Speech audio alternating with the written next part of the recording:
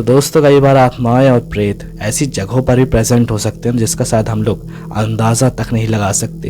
एक ऐसी खौफनाक घटना घटी हमारे कुछ दोस्त अभय और रोहित के साथ, जब वो जाने अनजाने में एक ऐसी जगह पर पहुंच गए ना, जिन्होंने कभी अंदाज़ा तक नहीं लगाया था कि ऐसी जगह पर कोई आत्मा या स्पिरिट हो सकती है। और वहाँ पर उन्हें एक ऐसा खौफनाक नज़ारा फेस करना पड़ा ना, जो सुनकर ही आपकी रूह तक कांप जाएगी। तो क्या हुआ था उनके साथ और क्या है पूरी घटना, चलिए आज की स्टोरी को स्टार्ट करते हैं।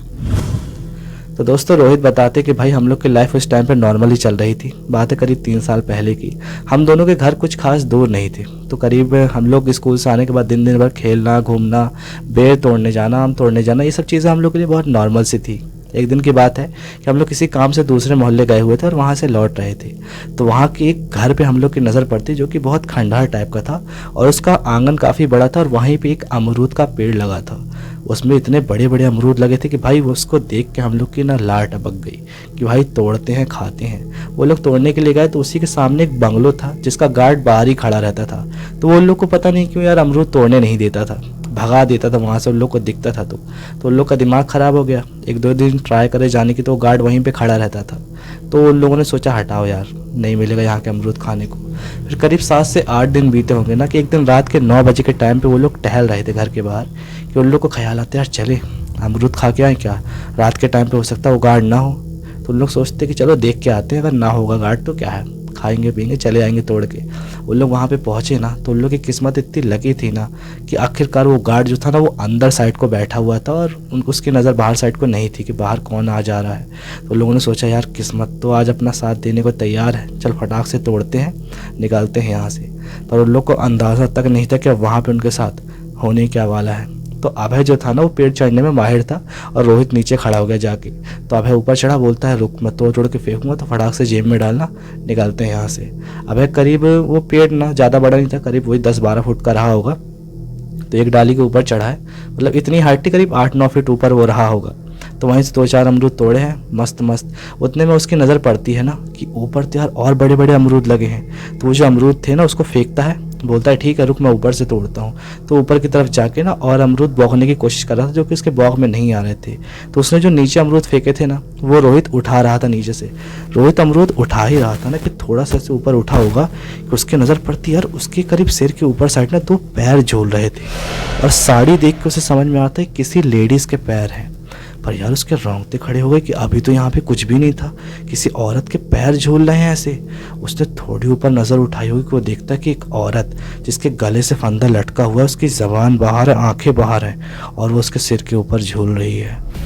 उसे देखकर उसके इतने गंदे रोंगटे खड़े हुए, ऐसी हालत ख़राब हुई ना कि उसके मुंह से शब्द ही नहीं निकल रहे थे। वो पीछे की तरफ बस ऐसे हाथ करके घसीट रहा था और अभय को आवाज़ देने की कोशिश कर रहा था, अभय अभय कर रहा था, लेकिन उसके मुंह से शब्द ही नहीं निकल रहे थे। अभय जो था ना वो थोड़ी ऊपर वाली डाल पे चढ़ गया था, तो वो जो बिही बौखने में लगा था ना उसकी वजह से उसका ध्यान नीचे नहीं था और यहाँ पे इसकी हालत ख़राब हुई जा रही थी। कुछ ही मोमेंट थे वरना इसे हार्ट अटैक तक आ सकता था, इतनी गंदी हालत ख़राब थी। उस टाइम पे अभय का ध्यान नहीं गया, पर काफ़ी देर हो गई अभय उसे आवाज़ मारा था, रोहित उठा लिया कि नहीं, रोहित उठाया बे मिली बे, ऐसे आवाज़ मार रहा था। फिर वो देखता कि इसे क्या हुआ यार, ये रिप्लाई कहीं नहीं दे रहा है। तो ऐसे नीचे को देख रहा था, नीचे को देखता तो यहाँ पे कुछ ऐसे पत्ते वत्ते डाली है टहनी थी।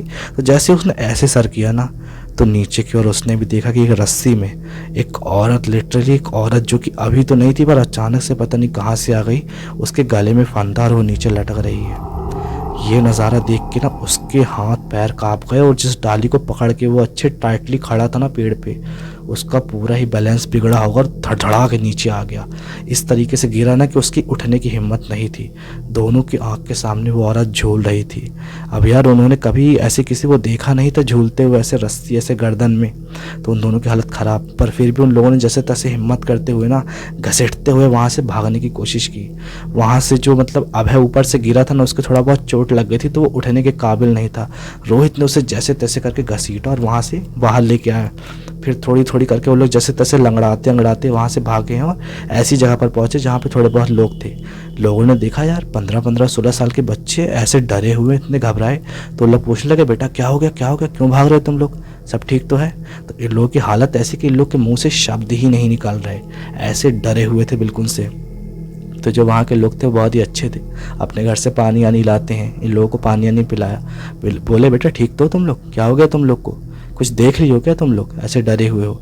तो उन लोग उसी साइड को उंगली कर रहे थे जिस साइड को वो घर था जहाँ पे वो अमरूद का पेड़ लगा था। तो उन लोग देख के समझ गए, अच्छा उस घर से लोग लौट के आए हैं, उस घर पास गए थे। बोले बेटा तुम लोग इतनी रात को वहाँ पे गए क्यों थे।